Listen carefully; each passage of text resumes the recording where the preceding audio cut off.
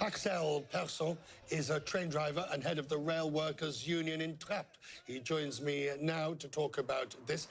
Good to have you, sir. Thank you. We do need to hear both sides of the story. And until now, we've heard that these changes that Emmanuel Macron is introducing are necessary for a modern, competitive transport industry.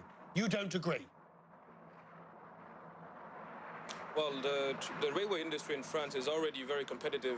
Only this last year, the profit that were generated by the railway amounted to 1.33 billion profit annually for the 2017 fiscal year. So that is why the private operators and the government wants to privatize the railway, because there is lots of money to be made. And that is why there are private operators that are interested in entering this industry. There are two aspects to this reform. The first one is the dismantling of the national railway operator, which aims at dismantling it and auctioning it region by region to the highest bidder. And the aim being that private companies recuperate a regional market and the public fundings that go with it. And in order to maximize their profits, they have threatened to close down almost a third of the railway lines that are deemed not profitable enough and are threatening to raise the prices in order to maximize the profits. Do you see, though, the necessity for change? Whenever one hears France and one hears about public sector strikes, it always comes down to, well, the workers just don't want change. They just want to protect their own, some would say, extremely generous packages.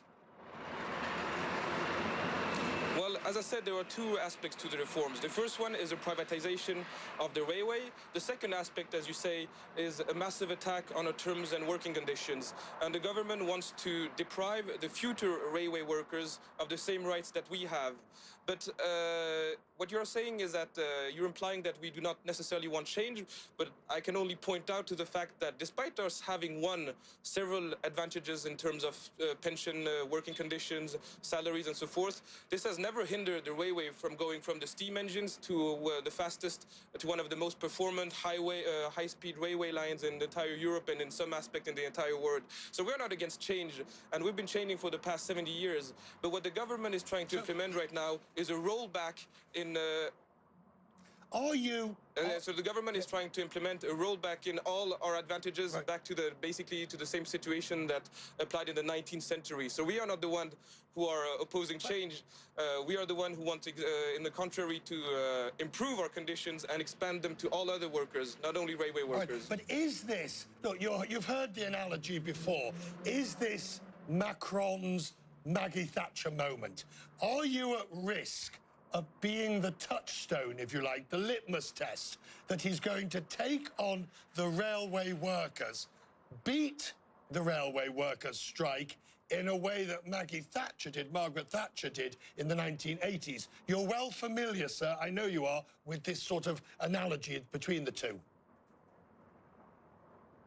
Yes, and I think you're spot on this fact, because historically speaking, railway workers in France and also mine workers, historically speaking in France, have historically been the organized vanguard of the labor movement.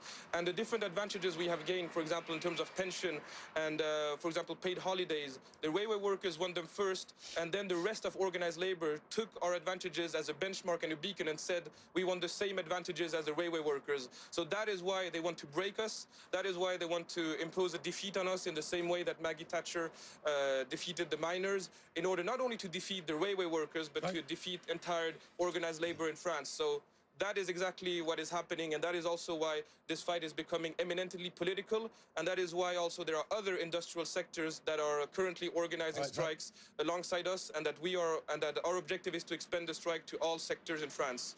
We hope you'll come back as this continues and explain again to us, or at least keep us updated on what's happening. Good to see you, sir. Thank you for taking time on a Friday night.